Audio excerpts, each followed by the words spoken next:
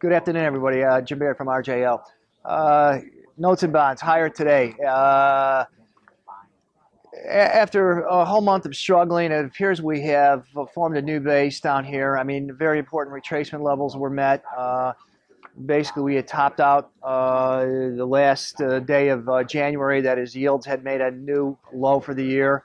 We backed up. We've backed up considerably over 3 weeks. One of the reasons, of course, the catalyst for the backup was a change of mentality back to risk on. Stock indexes recovered after waffling the entire month of January. NASDAQ found some leadership in these cybersecurity stocks. And all of a sudden, the stock market looked like a better place to be, and profit-taking hit the notes and bonds. There were really we ran out of buyers because yields had got to kind of crazy low levels. We had been around 2.2 to start the 2.3 to start the year in notes. We got all the way down to 165. In the 30-year, we had been maybe 275, 280 to start the year. Got all the way down to 225. Therefore, they were really fully priced. And when the market tipped over, there just wasn't any support until we hit fib retracement numbers on the dailies from the November lows, the last major base in notes and bonds. We retraced 618, I believe, in the 30-year, and half, maybe a little more than half in the notes. Anyways, we were running in place 3-4 days here. We survived Friday's Greek number where they kicked the can down the road another 4 weeks. Even though stocks and bonds were, stocks, especially the NASDAQ again, pushed, followed through very nicely on its upside breakout Friday. Notes and bonds have been able to hang in there. And now today we've done better. A weak housing number this morning.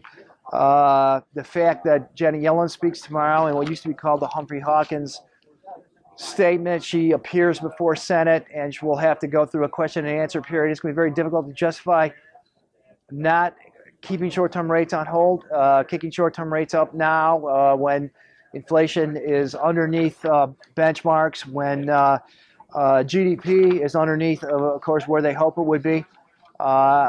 Basically, might struggle for the next few quarters as sort of disinvestment in the energy complex, which has been the leader in investment for the last couple of years, has to deal with the collapse in oil prices.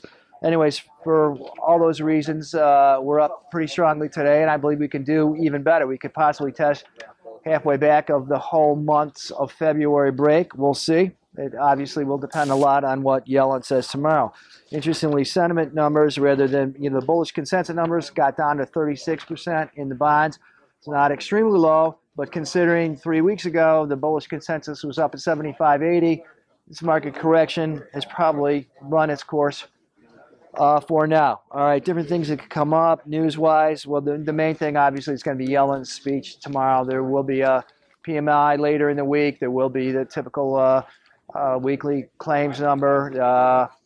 And the next couple of days, though, will be interesting. It should be interesting. It'll be very difficult for notes and bonds to recover in a really dynamic way unless the stocks roll over a bit and decide to check their upside breakout. And NAS right now, as we speak, is still higher on the day, still in new all-time highs, and the risk off mentality will have to basically come back in order to get a substantial bounce up in the notes and bonds. We'll just have to monitor that. I can reach at 800-500-2461 to discuss any futures market. Thanks for your time. Bye. Futures and options on futures may involve substantial risk and may not be suitable for all investors.